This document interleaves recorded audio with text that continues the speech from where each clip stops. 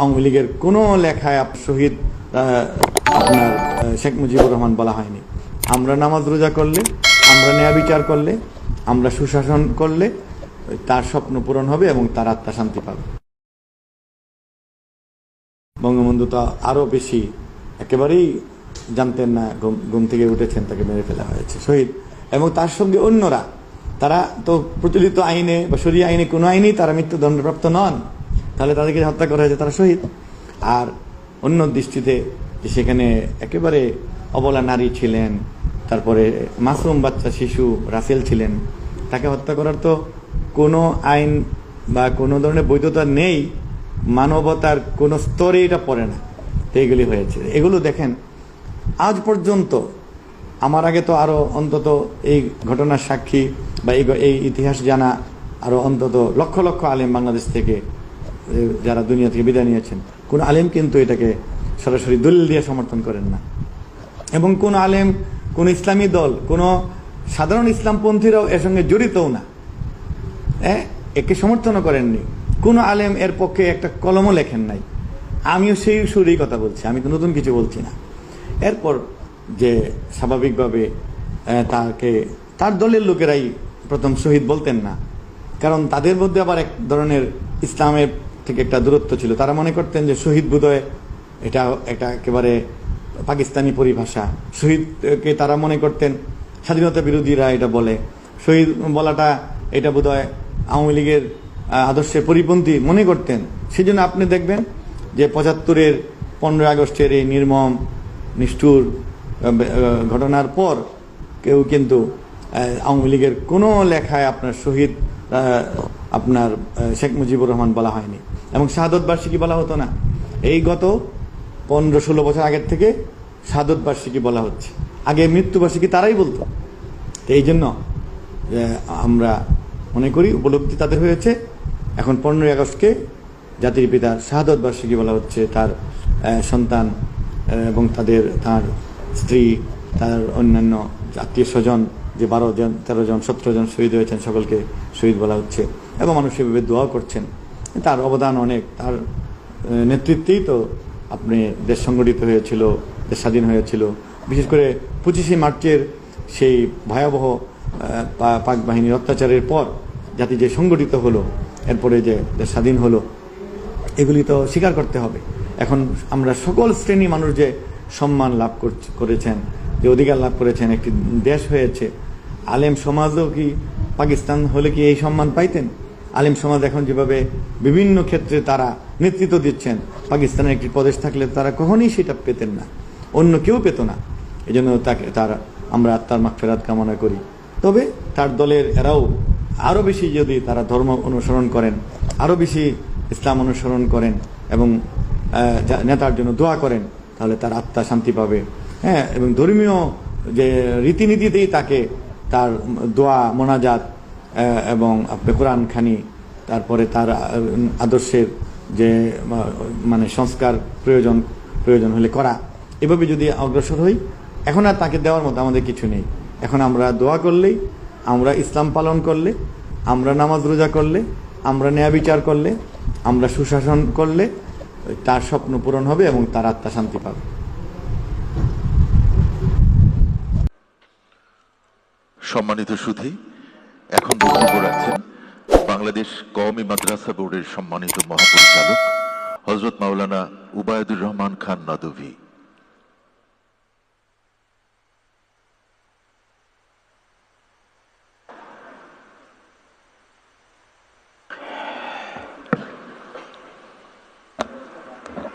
আসসালামু আলাইকুম ওয়া রাহমাতুল্লাহি ওয়া বারাকাতুহু। বিসমিল্লাহির রহমানির রহিম। নাহমাদুহু ওয়া নুসাল্লি আলা রাসূলিহিল কারীম। আজকের এই অসাধারণ সমাবেশের প্রধান অতিথি মাননীয় প্রধানমন্ত্রী, মন্ত্রীবর্গ, সংসদ সদস্যগণ, ঊর্ধ্বতন কর্মকর্তা, আলেম ওলামা, পীর মাশায়েখ, হাফেজ ও সুধীবৃন্দ,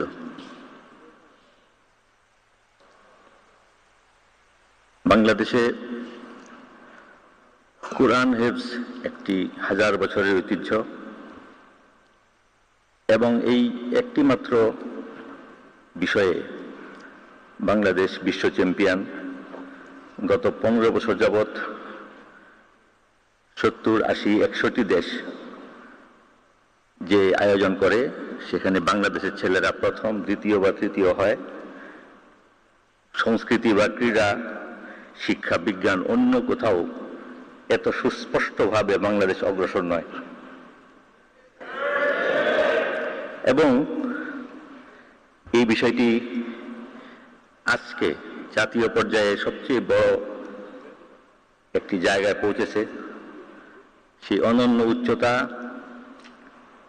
আমাদেরকে প্রধানমন্ত্রী দিয়েছেন, কারণ এর আগে প্রতিটি হাফেজকে সংবর্ধিত করা অথবা তাদেরকে স্নেহ, মায়া, মমতা দেওয়া সংসদ সদস্য এবং এমপি, মন্ত্রীগণ দিয়েছেন।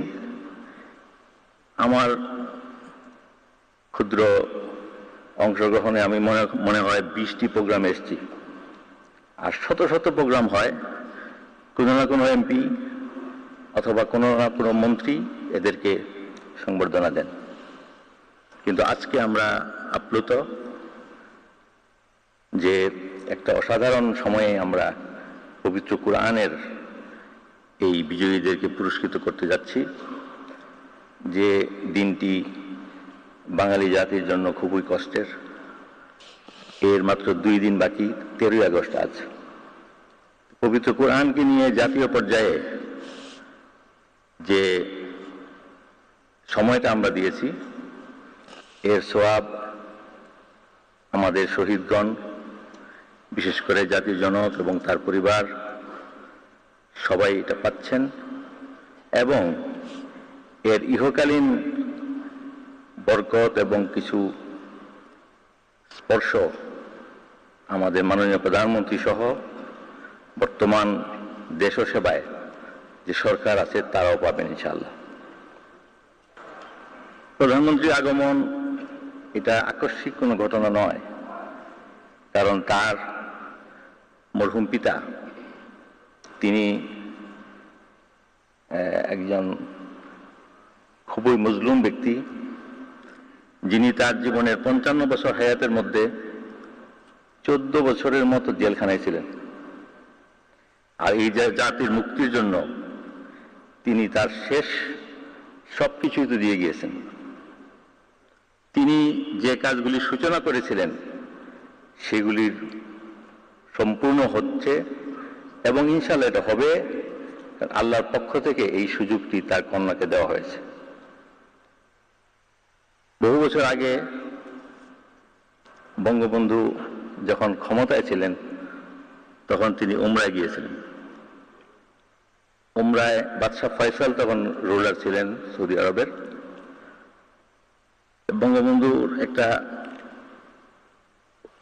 কি বলে এটাকে অভিমান ছিল যে মুসলিম বিশ্বের এত বড় একটা দ্বিতীয় বৃহত্তম দেশ, এই দেশের উপর এত জুলুম অত্যাচার হয়েছে, সবকিছু জানার পরেও সৌদি আরব স্বীকৃতি দেয়নি তখন। তো তিনি বাদশাহ ফয়সালের সঙ্গে সাক্ষাতের সময় বলেছিলেন, এটা ভিডিওতে আছে, আর্কাইভসে আছে, আপনারা দেখে নেবেন, যে মহান বাদশাহ আপনি দোয়া করেন, আমি বাংলাদেশকে স্বাধীন করেছি, আপনার কাছে গুজব বা অপপ্রচার আসে যে আমরা ইসলাম থেকে দূরে সরে গিয়েছি, কিন্তু আমি আপনার কাছে দোয়া চাই আমার দেশ যেন অর্থনৈতিক এবং বিভিন্ন দিক দিয়ে এত উন্নত হয় যে বাংলাদেশের মানুষ প্লেনের টিকিট করে এসে কাবা শরীফে এবং মদিনা শরীফে নামাজ পড়তে পারে। আপনারা আর্কাইভে এইটা দেখবেন ভিডিওটা, যে একটা কত বড় উচ্চাকাঙ্ক্ষা। আর আজকে যেখানে প্রচার দেওয়া হয়েছে ইসলামিক ফাউন্ডেশনের ইসলামের খেদমতে বঙ্গবন্ধু এবং প্রধানমন্ত্রীর অবদান, এখানে কিন্তু কোট আছে শেষ পেজে, দেখবেন আপনারা, যে লোক বলে প্রচার করে যে আমরা ইসলামে বিশ্বাসী নই, কিন্তু তিনি বলেছেন যে আমি পোশাকি বা আর্টিফিশিয়াল ইসলামে বিশ্বাস নই, ইসলামের ন্যায় বিচার, মানুষের সেবা এবং জনগণের যে খেদমত, এই বিশ্বাসে আমরা বিশ্বাসী। তো এরপর তিনি দুনিয়ায় নেই ঠিকই, কিন্তু করোনার আগ পর্যন্ত আমার জানা মতো 4 বছর একাধারে বাংলাদেশ দক্ষিণ পূর্ব এশিয়ার হজ ব্যবস্থাপনায় প্রথম স্থান অধিকার করেছিল এবং এখনো লক্ষাধিক হাজি বাংলাদেশ থেকে সেখানে যান, লক্ষ লক্ষ লোক সারা বছর উমরা করতে যান এবং এই ব্যবস্থাপনা এখন যিনি করেন ধর্ম প্রতিমন্ত্রী, একজন সারল্য এবং নিষ্ঠার প্রতীক। তিনি এই আয়োজন করেছেন, আজকে হাফেজদেরকে এখানে সম্মাননা দিয়েছেন, এই জন্য আমরা কৃতজ্ঞ। আর আরেকটি বিষয়, ইসলামিক ফাউন্ডেশন প্রতিষ্ঠা করেছেন বঙ্গবন্ধু, এখানে প্রতিষ্ঠাতা তার নাম এটা খচিত আছে। আর আজকে যেখানে আলেম ওলামা এসছেন, এটা কিন্তু সারা দেশ থেকে এসছেন, কিন্তু খোলাখুলি প্রোগ্রাম এটা না। যদি আলেম ওলামাদেরকে আহ্বান করা হতো, তাইলে মনের টানেই কৃতজ্ঞতার জন্যই লক্ষ লক্ষ আলেম ঢাকায় আসতেন। এটা একদম রিজার্ভ বা রেস্ট্রিক্টেড একটা প্রোগ্রাম। যে আলেমরা এখানে এসছেন, এখানে 1010টি মাদ্রাসা থেকে এসছেন এবং এই 1010টি মাদ্রাসার প্রতিষ্ঠাতা বঙ্গবন্ধু কন্যা শেখ হাসিনা। একই সময়ে 1010টি মাদ্রাসার প্রতিষ্ঠাতা অতীতের কোন রুলার আছেন কিনা, যারা ইতিহাস পড়েন আমি তাদেরকে চিন্তা করতে বলবো। এবং এই মাদ্রাসাগুলিতে যারা লার্নেড আলেম ওলামা, এই প্রথম নজির যেখানে কওমি মাদ্রাসাকেও অ্যাকোমোডেট করা হয়েছে, কওমি সনদ দিয়ে সরকারি চাকুরি, এটার নজির হলো এই মাদ্রাসা। নাম দিয়েও অসাধারণ, দারুল আরকাম। আপনারা জানেন যে মহানবী সাল্লাল্লাহু আলাইহি ওয়াসাল্লাম ইসলাম প্রচার যখন শুরু করেন, ওনার জন্য মক্কায় পরিবেশ উন্মুক্ত ছিল না। সেখানে গোপনে তিনি কোরআনের বাণী শোনাতেন। সেই গোপন মাদ্রাসাটা যে ছিল, সেটাই ছিল হযরত আরকাম ইবনে আরকামের বাড়ি। সেই সাহাবীর বাড়ির নাম দারুল আরকাম। কাজে একটা অসাধারণ নাম, অসাধারণ বিষয়। এখানকার শিক্ষকরা একটা আবেদন করেছেন যে তাদেরকে যেন রাজস্বের অন্তর্ভুক্ত করা হয়। আর আজকে যারা হাফেজ, যারা ছোট, তাদেরকে আমরা বলি যে বড় হয়ে তোমরা অনেক কিছু পড়বে। বাংলাদেশেও 800 বছরের শাসন আছে মুসলমানদের, 1203 থেকে 1757 পর্যন্ত, এবং 1757 সালে স্বাধীনতার সূর্য অস্তমিত হয়। সেটাকে আবার উদিত করার জন্য এখন থেকে 70 বছর আগে 23শে জুন আবার আওয়ামী লীগ হয়েছিল, সেই স্বাধীনতাকে আনার জন্য। এই অবস্থায় আমাদের দেশের শিক্ষা, এই শিক্ষাক্ষেত্রে অবদান, জাতীয় সমৃদ্ধিতে অবদান, বড় ছোট প্রকল্পের অবদান, এগুলো তো এক পাশে থাকবেই। কিন্তু আমি বলি যে সুলতানি আমল এখানে ছিল। দেশে আরব, টার্কি, ইরানি শাসক ছিলেন। মুঘলরা 400 বছর ছিল, যারা বাবরের সন্তান। মুঘল আমলেও এই দেশে মসজিদ হয়েছে, সুলতানি আমলেও হয়েছে, সবগুলিকে শাহী মসজিদ বলে। কিন্তু একই সঙ্গে 56,000 বর্গ মাইল এলাকায় পৃথিবীর কোন শাসক 564টি মসজিদ করেছেন কি? কিন্তু এটা বাংলাদেশে হয়েছে। এটা কোনো গল্প বা রাজনৈতিক বক্তব্য না। বাংলাদেশে আপনি চলতে থাকুন, উপজেলায়, জেলায়, রোডের পাশে দেখবেন একটা মডেল মসজিদ। এবং এই মসজিদের প্রতিষ্ঠাতা, স্বপ্নদ্রষ্টা, রূপকার বঙ্গবন্ধু কন্যা। এই মসজিদ তৈরির কিয়ামত পর্যন্ত যে সওয়াব হবে, এগুলি এই 15 আগস্টের শহীদ শুধু নয়, আমাদের মুক্তিযুদ্ধের শহীদ, আমাদের প্রতিটি আন্দোলনের শহীদ, এবং আমরা যারা আছি সমর্থক, যারা আমরা এটার জন্য আনন্দিত, আমরা তো পাবই। আমাদের মহান নেত্রী, তিনি তার এই জীবনে এবং অনন্তকাল সেগুলি সব পাবেন। আমি দীর্ঘায়িত করতে চাই না, সময় সীমিত। একটা কথা শুধু বলবো যে বঙ্গবন্ধু ক্ষমতায় থাকার সময় রাশিয়া সফরে গিয়েছিলেন, সোভিয়েত ইউনিয়ন ছিল তখন। সেখানে একজন বড় অফিসিয়াল পার্সোনালি ওনার কাছে এসে বললেন যে, মিস্টার প্রেসিডেন্ট, আপনার কাছে কি কোনো কোরআন শরীফ হবে? যিনি সঙ্গে ছিলেন, ওনার ড্রেসম্যান, ওনার খাদেম, সে মেয়র হানিফ সাহেবের কাছে আমি শুনেছি। বঙ্গবন্ধু বললেন যে, আমার সঙ্গে তো কোরআন নেই। কেন? ওই লোক বললেন যে, আমরা তো এমনি একটা সমাজতান্ত্রিক দেশে থাকি, এখানে কোরআন রাখা বা বহন করাটা মানে সঠিক না, কিন্তু আমি একজন মুসলিম। তখন বঙ্গবন্ধু নীরব রইলেন। দেশে এসে টাকরাইল মসজিদের ইঞ্জিনিয়ার আব্দুল মুকিত সাহেব, সিলেটের মৌলানা হরমুজুল্লাহ সাহেব, আজিজুল মকসুদ সাহেব, আরেকজন চতুর্থ, 4 জনকে বাসায় ডেকে এনেছেন। এনে বললেন যে, ওই দেশে মানুষ কোরআন শরীফ পায় না, আমি সাংস্কৃতিক চুক্তি করে এসেছি, সেই সাংস্কৃতিক চুক্তির আওতায় আপনারা তাবলিগি জামাত পাঠাচ্ছে, এবং যতজন লোক যাবেন যত বেশি সম্ভব কোরআন শরীফ নিয়ে যান। আমি চাই যে সেই লৌহ যবনিকার অন্তরালে যে নাস্তিকতা, সেখানে কোরআনের যে দাবি, সেটা আমি পূরণ করতে চাই। এবং ওনার হাতে কোরআন শরীফ সেখানে পৌঁছে তাবলিগি জামাত তিনি প্রেরণ করেন, এবং 91-এর দিকে বা আরো আগে খতিব উবাইদুল হক সাহেব গিয়েছিলেন সেই দেশে। এবং তখন ওনার কাছে লোকজন বলেছে যে, যখন কোরআন শরীফ নিষিদ্ধ ছিল, বলশেভিক বিপ্লব 1917 সালের পরে কোরআন শরীফ সেখানে ছিল না। প্রথম শাসক বঙ্গবন্ধু শেখ মুজিবুর রহমান, তিনি কোরআন শরীফ সেখানে ফিজিক্যালি প্রেরণ করেন, ইসলাম প্রচারের জন্য সেখানে তাবলিগি জামাত প্রেরণ করেন, যার জন্য সোভিয়েত ইউনিয়নের 6টি মুসলিম রাষ্ট্র এখন স্বাধীন এবং গণতান্ত্রিক পরিবেশ। কাজেই আমি এক ফাঁকে আজকের বিশেষ অতিথি স্বরাষ্ট্রমন্ত্রীর কথা বলতে চাই। মাননীয় প্রধানমন্ত্রী করোনার সময় তার জন্য সারা দেশে দোয়া হয়েছে। দোয়াটা কেন হয়েছে? জাতিসংঘ সারা পৃথিবীর শিক্ষা প্রতিষ্ঠান বন্ধ করে দিয়েছে, এবং দুনিয়ার সব কিছু বন্ধ ছিল, আপনারা জানেন, এটা ইতিহাস আমাদের সামনেই। 3 বছর কিছুই ছিল না। তো আলেম ওলামারা এসছেন, তো প্রধানমন্ত্রীর কাছে যাওয়া যেত না তখন, কারণ করোনার জন্য। আমরা চাইতাম যে উনিও সেফ থাকেন। স্বরাষ্ট্রমন্ত্রী নিজে অসুস্থতা নিয়েও তার দুয়ার সব সময় খোলা।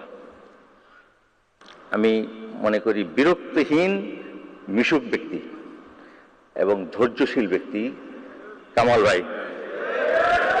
আলেম ওলামাদের দুয়ার খোলা, এবং আমি বারবার দেখেছি, আমি কম আসি, আমি তো শিক্ষা নিয়ে থাকি এবং একটু দূরে থাকি, কিন্তু বড় বড় আলেমরা আমাকে বলেন যে রাত 1:30 2টা পর্যন্ত ওনার বাসায় আলেমদের যাওয়ার সুযোগ, এবং তিনি ঘুমানোর আগ পর্যন্ত তন্দ্রা অবস্থায় শোনেন প্রবলেমটা কি। অনেক সময় দেখা যায় ওনার যে স্বরাষ্ট্র বিভাগের অফিসাররা অপেক্ষায়, অথবা দলীয় লোকজন তারা অপেক্ষায় আলেমদের জন্য।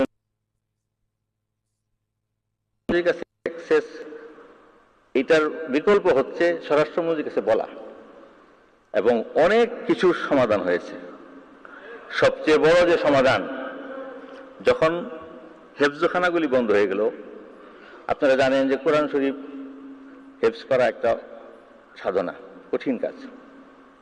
সেই 6000-এর বেশি ভার্স নিজের বুকে সারা জীবন স্মরণ করে রাখা, এটা যদি বন্ধ হয় তাহলে বাচ্চারা ভুলে যায়।